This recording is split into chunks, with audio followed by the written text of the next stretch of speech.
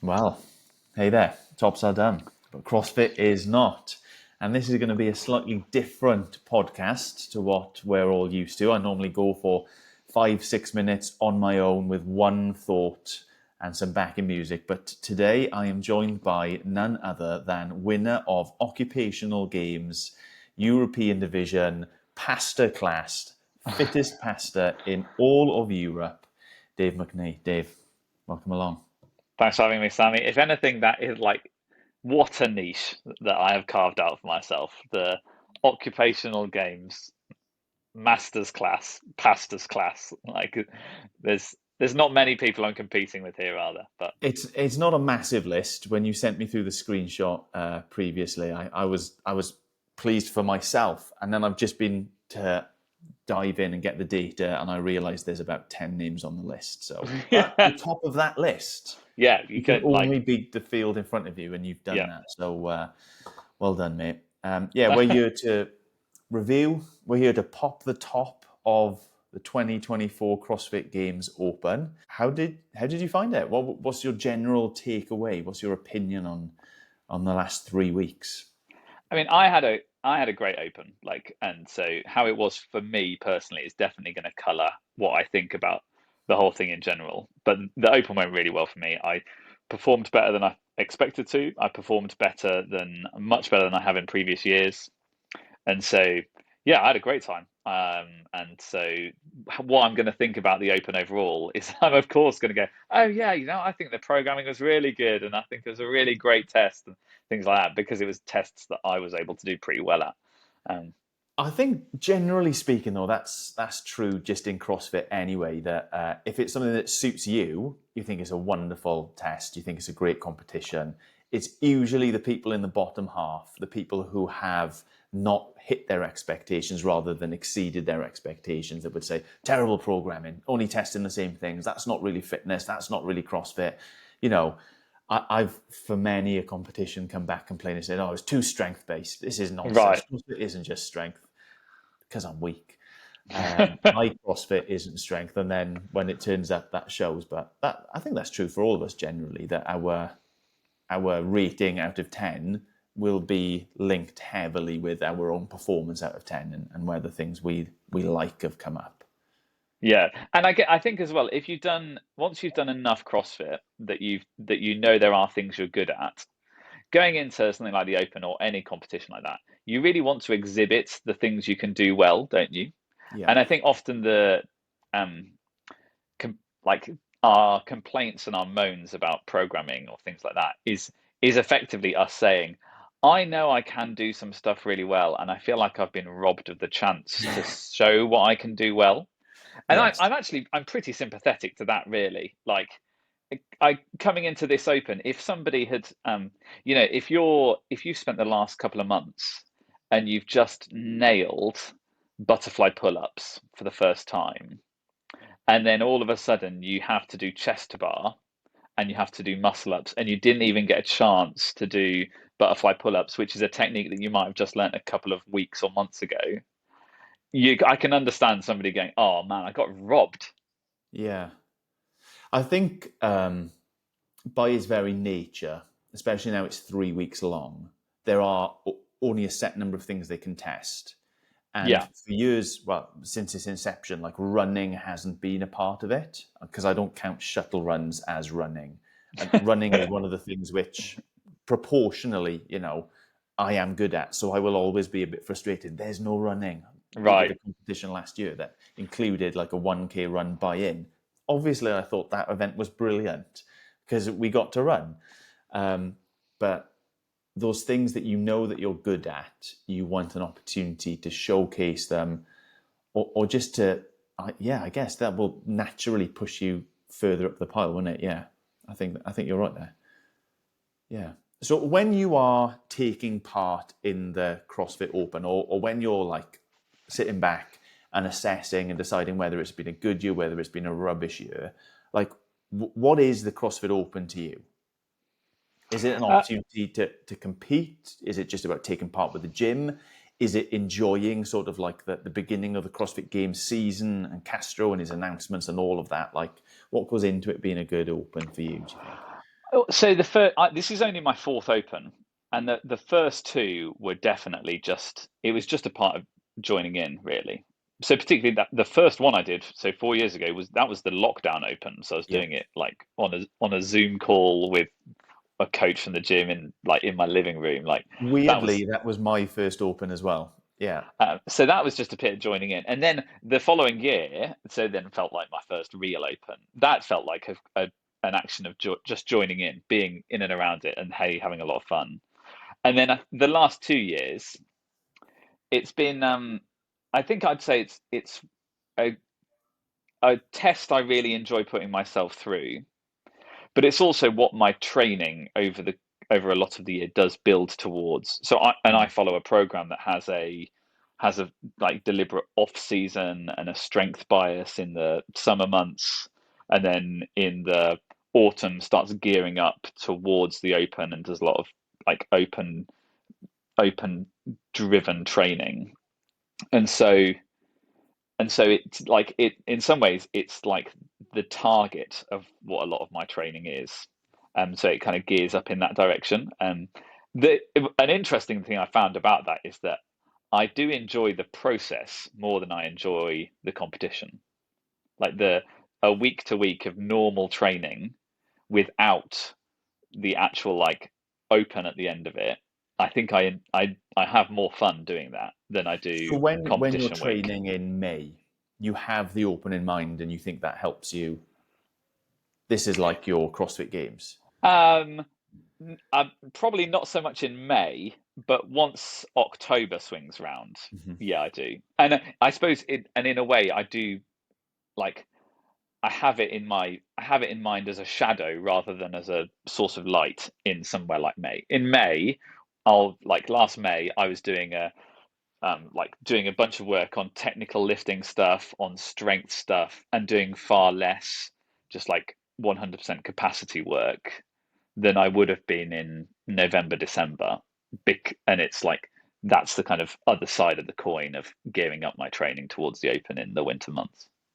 Yeah, so that you can be a unit when it comes to the Open, and when you need to be conditioned and you need to pick up for reps 60 kilo thruster, etc., etc. So you presumably one of the boys who is a little bit disappointed that strength wasn't tested more. Um, so this is a really interesting thing of like how do you determine your own performance at the Open? Mm. So if I'm comparing myself to other people in the Open, I should just be delighted that strength didn't come up because I will score better in aerobic conditioning, like move around quickly, do transitions, do some skill work, do some gymnastics workouts. I will score better compared to other people than that. But if you're judging your performance at the Open as like comparing to yourself from a year ago or 2 years ago, um, that's the thing where I would go, well, I'd have loved some strength stuff because I've done so much work on getting stronger in the last year and getting better at Olympic lifting that had we have had something like the max thruster from a year ago, I would have been able to look back and go, look how far I've come, even though my score in absolute terms wouldn't have been as good Mm. as how it was with this Open. Yeah. How did There's you find that? well, Would there's you have liked to two. lift? Absolutely not. No, absolutely not. Light and 4 reps. That's what I'm all about. But there's two strands to what you just said there. So there's number one, you are measuring, because people say this, don't they? Sometimes there's a group that you're not measuring you against the world. It's you versus you from last year, Yeah. which I get, because you've done better this year than you did last year. But we're saying that primarily on a compared to the rest of the world. And the strength of the field changes from year to year. And the strength of the field changes depending on what the events are. So that Mm. is actually a really difficult one.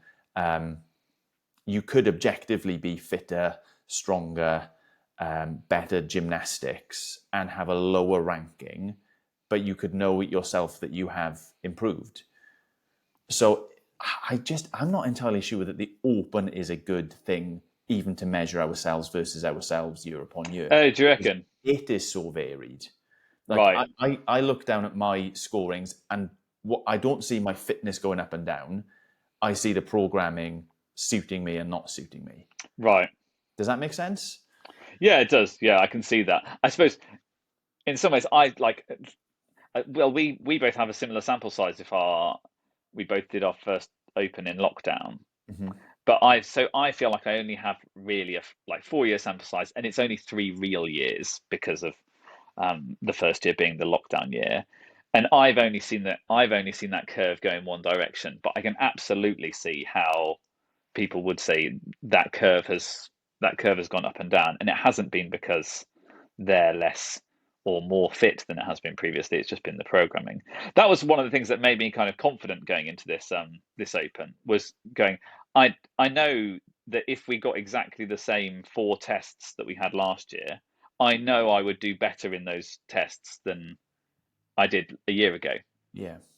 And I find that, I find that kind of relaxing, going, hey, like I know that I've had a lot of fun training this year, and I've got better this year. So whatever the tests throw out, I know that I could do last year's tests better than I could a year ago. So whatever it, like, que sera sera. And I think that's a really important thing to have, which is it's essentially self awareness, isn't it? Hmm. That it doesn't really matter what comes up in the open. You know that you are stronger, you are more highly skilled, that you're better under fatigue at doing certain things. Like you can know those apart from the test. You can know that Yeah. apart from the open. So yeah, for me, I think I was glad that strength wasn't tested until I would say that heavy thruster. Mm. Um, I came in with no expectations or low expectations. I'd set myself a goal 2 years ago, knowing that this year I was going to be jumping up into the 40 to 44 category Right. of making the quarterfinals in that year. And that was back when it was top 10%. And I just thought I've got 2 years to progress. I was coming off the back of a really good open because the tests had suited me completely. But that idea had sort of gone out of my head because I'd done worse last year in the open. The one RM thruster had really knocked me for 6, and there was, I think, an issue with the last, what was it, the wall walks, double unders, and ascending weight snatches. Yeah, those second set of snatches weren't light. That, or was it, which there was a set of snatches that messed people up there. Yeah, but again, it was like I can do the weights, I can do the wall walks. One of the things I was gutted didn't come up this year. I love a wall walk, but the skipping took me so long I couldn't get to do the stuff that I could. So there's like that just Yeah. massive wall. So it took me right down. So I had no expectations for this year of doing anything. And as it turns out, like almost accidentally, I'm through to the quarterfinals, but nearly through to the top 10% quarterfinals. I think I came Right. in Europe 89th percentile, maybe 90th Oh, okay. percentile. Right. So really close. I can't even remember. So the objective has been achieved through. Um, To the goalpost being moved. I beg your pardon. No, I wasn't particularly close. Well, that's disappointing. 81st. 81st. But anyway, so I'm there, not because I've gotten that much fitter, although that is my best open finish so far. So I think it's suited. And as well as being someone who enjoys doing CrossFit and taking part in CrossFit, I'm 100% there for the sport of CrossFit. I love watching it. I love analysing it. I love about speaking about the athletes. I love Dave Castro announcements and things not making sense. So I've really enjoyed it this year. I think as a gym, we've had a really good open. Friday Night Lights have been packed. I think we've had numbers taking part in the open better than years previously. We've had a lot of people doing as you've done, like really exceeding their expectations. I think the most improved or the most expectations being exceeded thing in our gym would be pretty hotly contested. So I think a lot of people surprised themselves about what they could do. It's been fun watching people doing the open for the first time and trying to, like, even with only 3 years experience, chat them through and encourage them and coach them through and what have you. But what would you say you've learned about yourself through doing Um, the open? Like in terms of, I said it's important for us to to have that self awareness. The open does in part give us extra data for that. So have you learned yeah, anything? I think. Well, so one of the things I've learned this year is that I don't fully send workouts Mm, most for 11 months of the year. As much as I think I might be at the time, the way I made myself feel when I redid 24.1, yeah. I never make myself feel like that in a like just a weekly programmed workout. That is a darker hole than I am prepared to push into. Hmm. And so I think that was an interesting learning thing of going, okay, yeah, like there's more gears that you can actually go into, aren't there, than certainly I am willing to push myself into on a week to week basis. What did you think you learned from the Open? Well, I think one of the things I learned just in general, not necessarily about myself, but how key pacing is. Mm. We make fun of people who go out too hot, and the coach says, "Don't go out too hot." Ah, yeah, I've fallen apart. But I redid 24.1, and my strategy was to go 15 seconds slower in the set of 21s. And I got to be honest, I just walked off at the end of it, no problem. And I'd taken a minute 20 off my time. Whereas, like 2 days before, genuine grief burpees, like on my knees going back and on my knees coming up in the round of 15. So I think just like knowing, I'm not sure I've ever really experienced that thresholding and the like that sense of redlining and just falling apart. So maybe I'd never pushed myself that hard in many workouts before either. I did not realize how much performance drops off and how much performance can be maintained if you pace yourself appropriately. But I think the big thing for me was, and it goes back to what you want to come up in the open, what you don't want to come up in the open. Like obviously my heart sank when double unders came up because I just haven't given them the time that they deserve. I haven't been disciplined in filling that hole. I've gone off and I've made strides in things like muscle ups and other gymnastic things and what have you. And crossovers would have been great. I've been practicing Really? those. Can do those far better than double unders. But as well, then for the week 3, there was just this nervousness in my mind about if it's going to be wall balls or thrusters, I'm going to be slow because I am slow at doing those things. And again, I've Okay. known that for 18 months and just haven't smashed into it. So it's been revealing for me, just in that sense of knowledge is one thing, actions are another. So, like now that I know that those are weaknesses, and I'm willing to confess and admit that those are weaknesses, am I going to be willing to do anything about them? Mm. I hope I am. But one of the tough things about CrossFit is that there's always something to be chasing, isn't there? There's always something to be messing around with and learning and improving, etc., etc. Yeah, I mean, I've been doing pullovers every day for the last few days now, in preparation of trying to get ready for new gymnastic stuff. And In the I've, quarters. I've been and what we've found so far is that I'm very good at kind of getting on top of the bar as like a kind of beached whale, and so I'm just kind of lying there, kind of lying on top of the bar with my like hips on the bar, unable to kind of finish the rep a lot of the time. So It's here's it's my been question: undignified. is when are we going to start speaking about the inherent dangers of pullovers for men? If I can put it like that, it's a um, risky business. I certainly don't want to speak about it on the internet. Because I've done one pullover, it did not go well in that respect, and I have not bothered trying again. So there we are. Difficult bruises to explain. Yes, indeed. So you mentioned that you came in the top 10%, Yeah. and that was your long-term goal, if not like your goal for this year anyway. That's what you were working towards. That's what you're aspiring to. Yeah, I had it as like it's what I call a stretch goal of going like I would love to achieve this. I didn't think it was ludicrous me thinking I would love to achieve this, but equally I wasn't like I'm working towards this, and I'm going to be really disappointed if I don't get it, Mm. because I knew it was a stretch of a goal. Um, and so yeah, like to finish, I finished 92nd percentile overall, 93rd percentile once you kind of age categorize it. I'm a 35 to 40 athlete, and before going into after the first two workouts, I think I was in the 95th or 96th percentile. So yeah, I did much better than I expected to.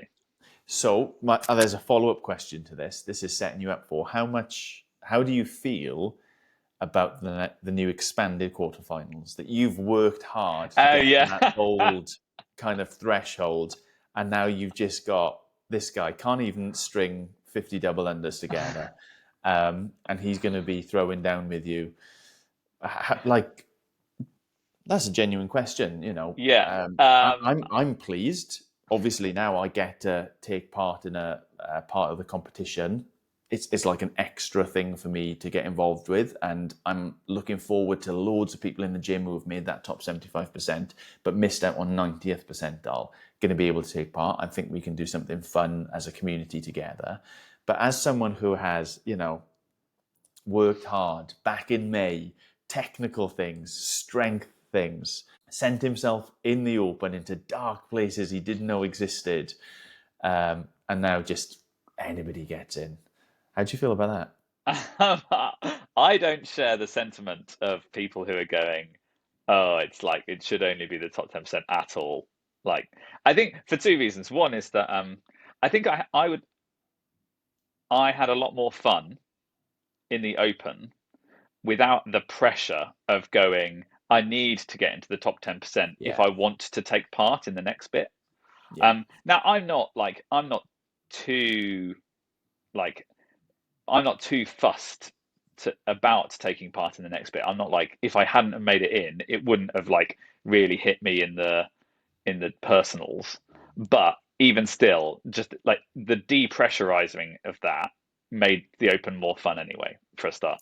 The second reason is, and I think there must be a lot of athletes who are similarish to me, who should think like this, is like the open really tested capacity, and a few skill things.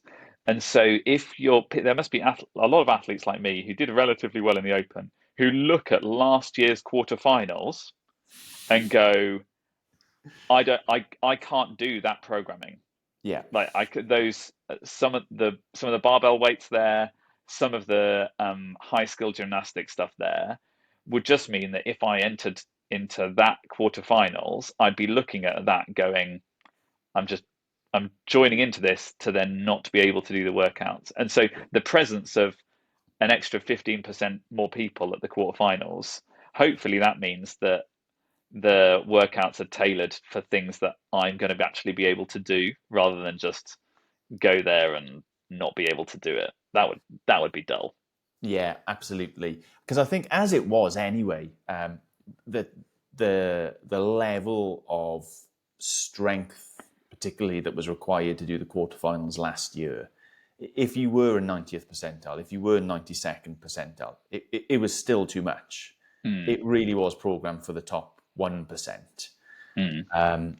But expanding it as they have this year, I think really will make it somehow, I don't know, but something that even someone who's finished 75th and what that implies about their fitness will be able to take part, which just makes it, I agree, that much more of a enticing proposition for someone who is on the bubble of the 90th.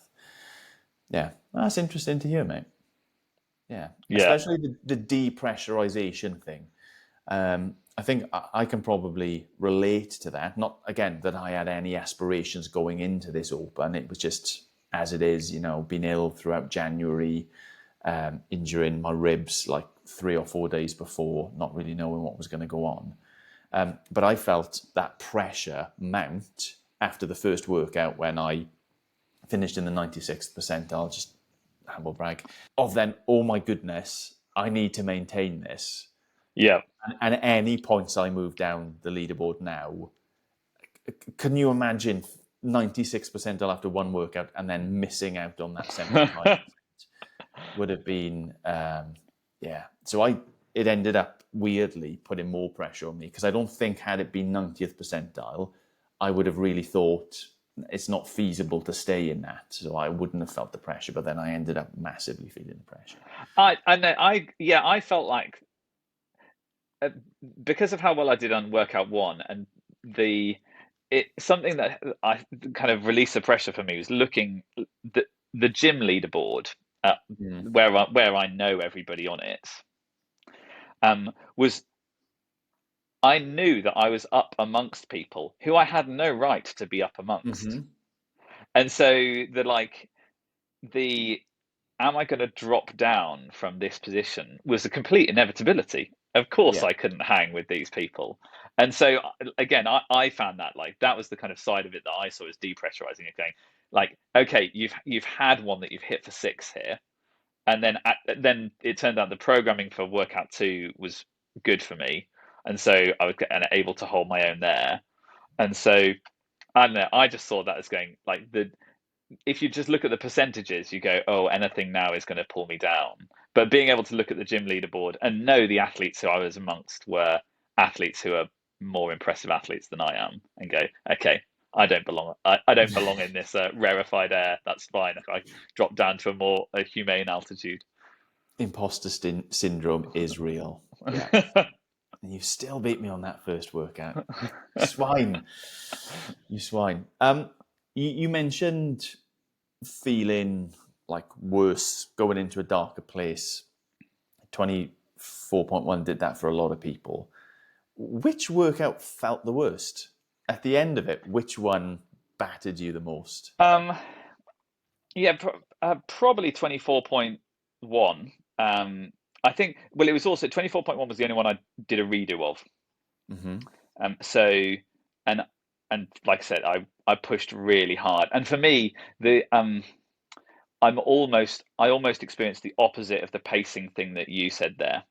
Of my natural instinct is to, particularly with a burpee, is to revert to a pace that I can sustain for kind of 20 minutes or so, kind of workout when I'm on burpees. And so I just knew when I get into the round of 15 here, I'm going to want to move more slowly than I'm able to move. And and I had to get my coach to tell me this is an 8 minute workout. It is not a 20-minute workout. You've got to go at 8 minute pace. And so because of that, I did push that hard, and I think I really maximized what I was able to do in that workout. Then the second workout was a longer workout, and kind of so you're kind of in a more steady state throughout. And then the third workout, I didn't push myself as hard as I had to in the first workout, because I knew once I got through 2 rounds of the heavy barbell and muscle ups, I knew, okay, I'm happy now with my score here. And I had a few minutes left on the clock, and I did another round of thrusters and some more muscle ups, but I wasn't like, okay, I've got a few minutes left on the clock. This is go time. I've got to push myself into a really horrendous place. I just didn't have to do that. And so Yeah. I definitely felt the absolute pits at the end of workout one. But it's probably because I'd pushed myself that much harder, and I did a redo in that workout in order to kind of get myself to that, like, to maximize how I executed the workout. Yeah, and I think if you think about 24.3, it was a workout that rewarded taking it easy to begin with, because the work really began in the Yeah, second half for higher level athletes. But also the nature of that work in and of itself wasn't as sprinty unless you were elite as, say, 24.1. Like, virtually anybody who's doing it can sprint burpees and dumbbell yeah, snatches. You can't sprint that weight, that volume of thrusters. yeah, It wasn't feasible for you to go unbroken in that point and what have you. So it was a different workout in that sense. It didn't lend itself to really smashing you into the ground. Although I've got footage of plenty of people sparko at the end of it, so it can still happen. yeah. And you could like I felt like so I did. did 0.3 in a like busy Friday Night Lights, and with a bunch of athletes who I know, and so I took those the first 3 rounds of thrusters. I took really a really easy pace. I did a really big exhale at the top of the rep, and kind of just kept my pacing slow.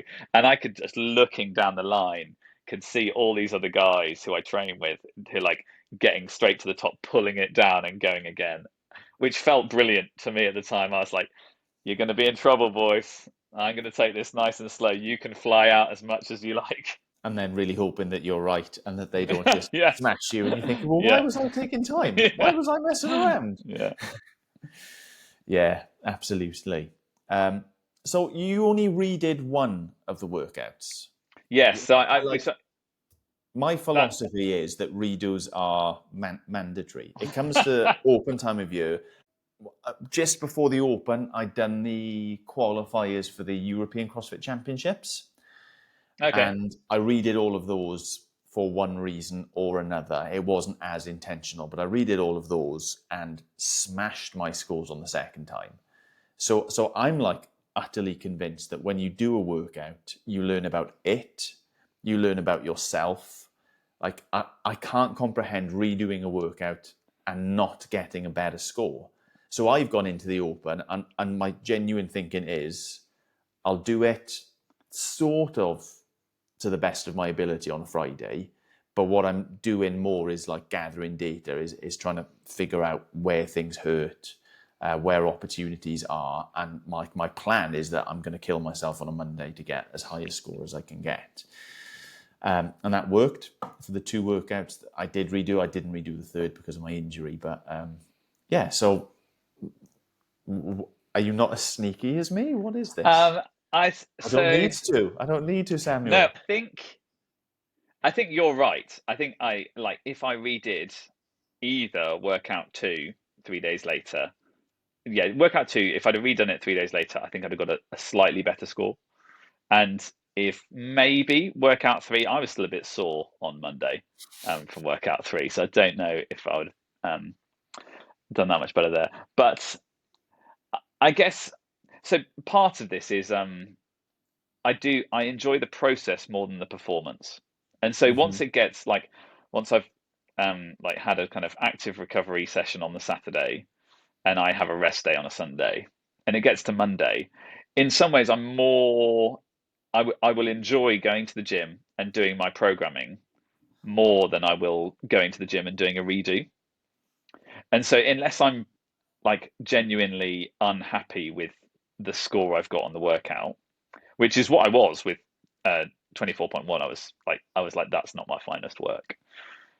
Then it's just to me, it's like the thing I would enjoy more is just the progress, the process, rather Mm-hmm. than the performance. Um, I guess the other side of it is a little bit of me enjoys the exercise of can you execute on your first time without a safety net of Mm-hmm. going, can you just do this straight off? And that's quite a lot how I felt about 24.3. Like I was like, look, as soon as I saw that workout, I was like, this workout is going to really hurt, and I'm not going to want to do that twice. I would much rather finish the Open at Friday Night Lights with a big bunch of people at the gym and eat pizza afterwards and have a good chat about how it went. I would much rather do that than make my Open go on for 3 more days. So it's in some ways it's just a choice of what I would enjoy doing more. But I think you're right there. Like, of course, once you've had a go at the workout and you've got more data, I think you can certainly learn some lessons for a redo. Yeah. I And just didn't want to learn the lessons. well, there you go. And a big part of it is we make massive assumptions that because this is why we are doing the Open, or this is why we want to get such a score or such a place and what have you, that must be everyone else's Yeah, motivation, their reasoning, their thinking. And so, no, I appreciate that. And just thinking about, because for me, again, I went into it well aware that my training was going to be just essentially the Open and nothing else for 3 weeks. mm. That I would be doing this Metcon on a Friday, team was on a Saturday, Metcon on a Monday, and then some technical stuff throughout the week, waiting for the Friday to come up again. One of the things I was actually really pleased with this year's Open is that they felt like good. That all of them felt like decent WODs. That if that turned up in a class, that was like what was programmed for the day. I would go in and I think, yeah, that looks fun. I think I'm going to get fitter by the end of it. I'm going to be a sweaty mess. They all felt to me like what a CrossFit workout would be, you know, the sort of thing that kind of got me into it and entertained and hooked in the first place. So I wasn't that upset. I think, for example, 23.3, the wall walks, the double unders, the snatches. I did that, I redid that, and I don't think at any point I felt like it was improving my fitness. Right. If that makes sense? It was just what? It was just too technical. It was also very short, wasn't it? Was it like a? Was it? Yeah, it You ended had? up, I Was think it? the first cutoff was like 6 or 7 minutes, wasn't it? Yeah. And, you know, the volume of wall walks, you know, if I was training wall walks, I do a lot more. The volume of the skipping, even though it took me a heck of a long time, it wasn't like practicing. So I don't think aerobically there was anything going on. The snatches, you know, were daft. There was the first weight that was just like muscling them up 100%, like to save on speed. And yeah, it just did. As an example, it didn't feel like, oh, this is a good workout, which, open or not, I think will be good for me to do and would progress and develop. Yeah. Whereas this year, I kind of felt more like they were. Right. I think. Yeah. I think you're certainly right. Like this year, like pretty. Unless you got really unstuck by chest to bar pull-ups, Yeah. then all three of those workouts, sorry, were you were going to be a sweaty mess at the end of it, and that's like kind of like that's for a lot of us. That's what like the first like what our first experience of going to CrossFit classes was, wasn't it? Is Yeah. going in with a group of people and like doing some movements and doing them at like high intensity that means you're a sweaty mess at the end of it and you've had a good time. Yeah, exactly. Wondering what on earth has just happened. Yeah, Yeah. let's do that again. So, quarterfinals, we've got maybe about 3 weeks left now. What are your anticipations for that in terms of Dave McNee? Will he still be the fittest pastor in Europe when those results shake down? I don't know, mate. Age group or otherwise. Or just in terms of what do you want it to be? What do you think it might be? We've kind of touched on that already as well. What do I want it to be was like, well, more of the same from the Open would like suit me. And then like I suppose as the technicalities, inevitably as technicalities go up, like you get into the realm of there's technical stuff that you're good at and technical stuff that you're less good at. So with gymnastics stuff, I'm significantly better on a rig than I am going upside down. And so the more complex gymnastics that there is on the rig and the less complex gymnastics that there is upside down, the better for me. Well, And that's bad news then, really, isn't it? Seeing as that they literally did not test anything upside down so yeah. far. And then longer, I'm also like probably better at longer workouts than I am at short sprinty workouts. So again, that would be something that's better for me. But mostly, I think I just want stuff that I can take part in. I want Yeah. stuff that like I can throw down in and enjoy. So like it basically that would mean it. I would much more enjoy if the heavy stuff is trying to do things as heavy as you can do them, rather than it being a barbell that's just programmed in a workout that the opening weight of it is heavier than I can really Mm-hmm. handle or I can handle at all.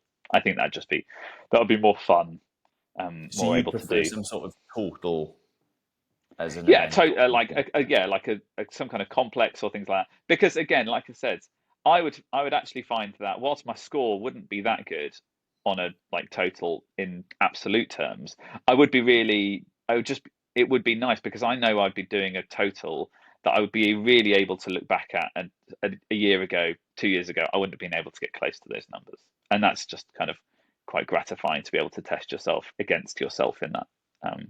kind of Yeah. theoretical way. The how it like looks for Dave McNee in some ways is like it's a really terrible week for me. Like so the dates of it are awful for like so like having like a clear 5 days to get these workouts done. It absolutely not. It's gonna be a complete shambles of fitting it Yeah. in around the rest of my life diary. But that because there's so many people, 25% qualifying. I'm sure that must be true for loads of us. Um, and I don't know, do you feel a little, particularly the way you approach the Open, when you like of going, I've got these two big Metcons on a Friday and a Monday for you, and I'm just doing some stuff around that.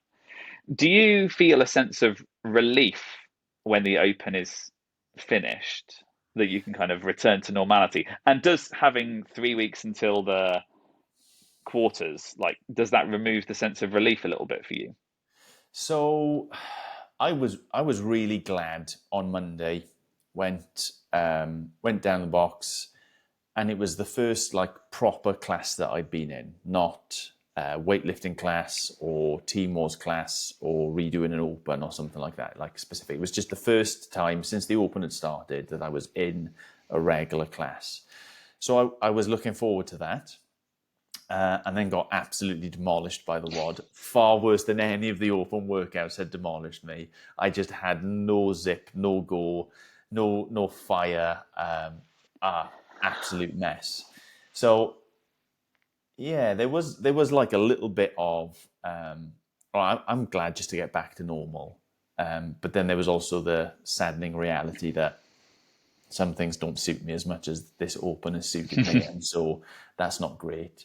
But this week I've actually worked out quite a lot. I've probably pushed myself more this week just because I don't have like I don't think the fear is the right word, but just the knowledge of something dropping in on Friday that I want to be Yeah, fresh for. I've just gone, do you know what? The stuff that I want to do, I've got time to do it. I'm just gonna do this. I'm gonna do that. Kill myself here, whatever. So yeah, I've enjoyed that. When it comes to the quarterfinals, I think for me, it's not particularly going to be about like whether or not I sign up. I'm guessing I will. I want to like lean in that direction. It's not going to be so much waiting for the workouts to come out and find out what the weights are, wherever I can do them.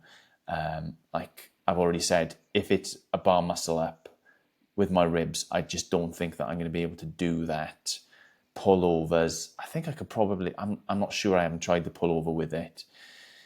I'm quite content to do the majority of it and just sit out the things that I can't do, whether it be the okay, weight, whether it be particular movements, handstand walks. I can't handstand walk, so I'm guessing that's going to come. I'd be happy just to get a dot and a zero on that. What's more for me coming up is I just want to do it with some mates, and I want us to mm. have a little bit of a throwdown amongst ourselves. Feel like professional athletes for a couple of days, coming in Let's all after class. pretend. Let's all Yeah, pretend. we've got the keys. Class is finished. We're here until 10 o'clock because we've got to redo and we've got 3 workouts to be done and recorded and things like that. So, yeah, there's no pressure or anything like that with it. There's all I can see really is opportunity to have a laugh with my mates and Yeah, a bit of experience. It is different having to record workouts and things like that, yeah, and to do them when someone else hasn't like planned them out for you. You go to Friday Night Lights and what have you, and it's just that's what you're doing. yeah, Sort of set it up and to find time in your own calendar and space in the gym and things like that. So yeah, I'm pretty much looking forward to it if everyone else is really. And I'm going to try and be as enthusiastic about it as I can be. yeah, yeah. I think it is one of those things. It would doing it in if you doing it in an empty gym on your own would be a markedly different experience from doing it with a whole bunch of people. And I think hopefully that's one of the things that the top 25% change makes a good difference of. I Yeah, feel a little bit sorry for gym owners who've got a lot of people who've qualified and have then this headache of you've got a couple of dozen extra people who want to do umpteen extra workouts in and around your schedule. yeah, Like I feel a bit sorry for them, and I know that's certainly a headache for the guys who run the gym I go to. because it's a fairly big gym and there's quite a few of us who've made it through to quarterfinals if we decide to take the opportunity. So I think that'll be a bit of a headache for those guys. But for those of us who are we're the ones who rock up and like say pretend to be serious athletes for a couple of days, then we just get to kind of run around and play basically, don't we? So that could be fun. Yeah, absolutely. I mean, I get what you're saying, gym owners. I think as well, it's just a fantastic opportunity for people to experience things together. You know, we in the CrossFit community speak about community. I think all of our gym owners want people to feel and to have shared experiences and things like that, which deepen and build relationships. So I think there's potential there.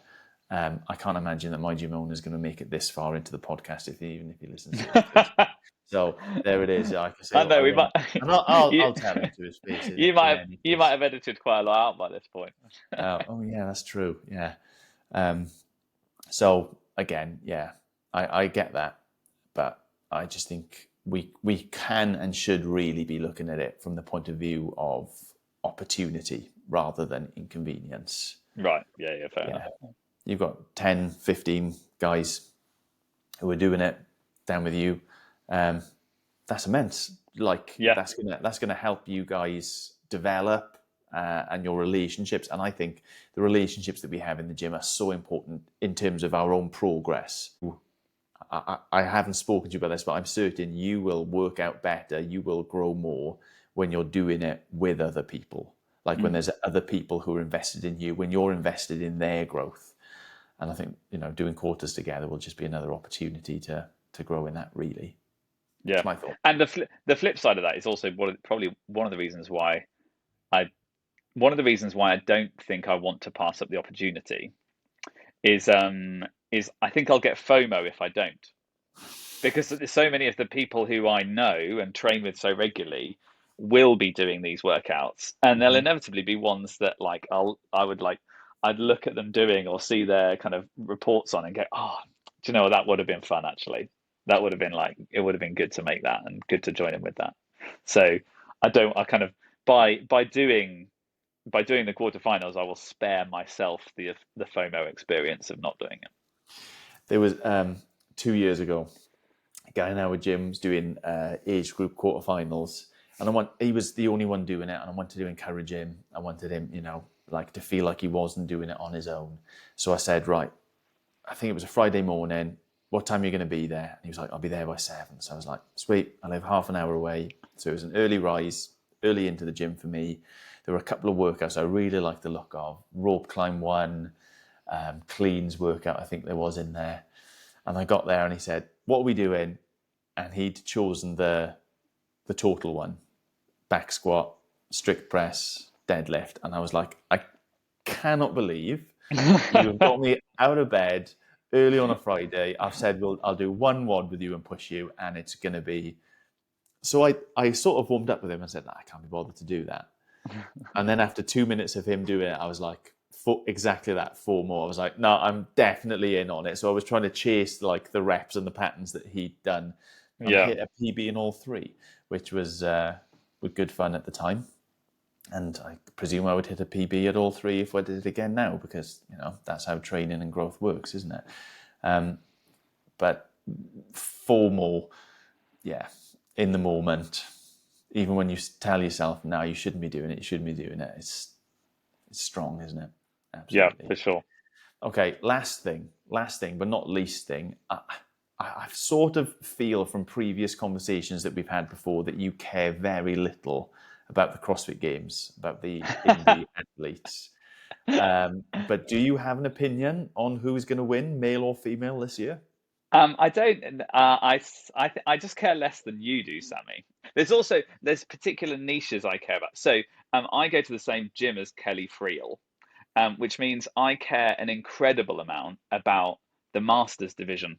And when you're right, I'm going to butt in there. Because I've got a story on this. Last summer, you told me that you were going to the same gym as her, and you told me how many she'd won on the trot. So when the age group started in last year's CrossFit Open, it was the first time I'd ever turned on coverage of the age groups. And I was like, yes, I, inverted commas, know someone who's taking part in this. And, well, we know the rest, isn't it? The coverage was literally non-existent. You couldn't see people taking part. They didn't tell you anything that was going on. So you set me up for a massive disappointment last year.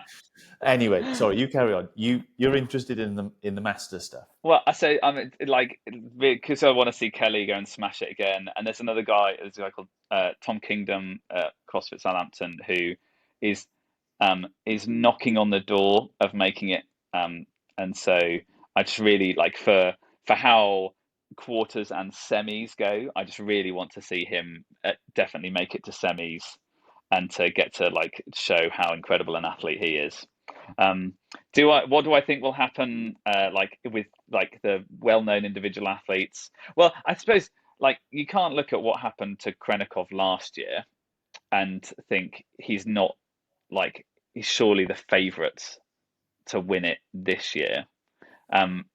Like if injury, And he lost. He was not in first place when he got injured, so I'm not having oh, that. do you okay, right? I'm Would not you? having that. Okay, but this is maybe exposes the difference in my knowledge and Okay. your knowledge. Yeah. But you're right. And He's up on there. the women's side, well, I think the fascinating thing will be to see what Tia can do, and on a kind of comeback year, how how she compares to herself from the kind of dominant years, and whether she's come back and she's just the same person. It would be incredible to see, wouldn't it?